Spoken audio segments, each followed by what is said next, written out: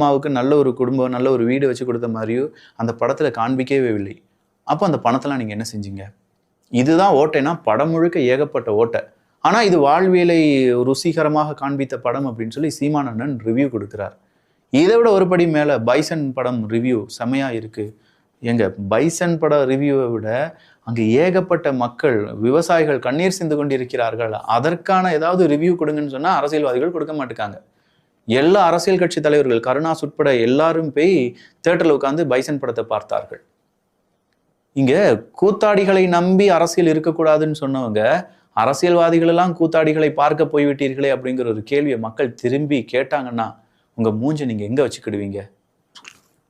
இப்படி தானே வச்சாகணும். பார்த்துக்கோங்கப்பா. எல்லாம் மக்கள் பார்த்துட்டு இருக்காங்க. எல்லா விஷயத்தையும் மக்கள் கேட்டுட்டு இருக்காங்க. நம்மளே மாதிரியான சில யூடியூபர்ஸ் அந்த உண்மையெல்லாம் போட்டு உடைச்சிட்டே இருக்கோம். எல்லாம் பார்த்து செஞ்சுக்கோங்க. 2026 தேர்தல் வரப்போகுது.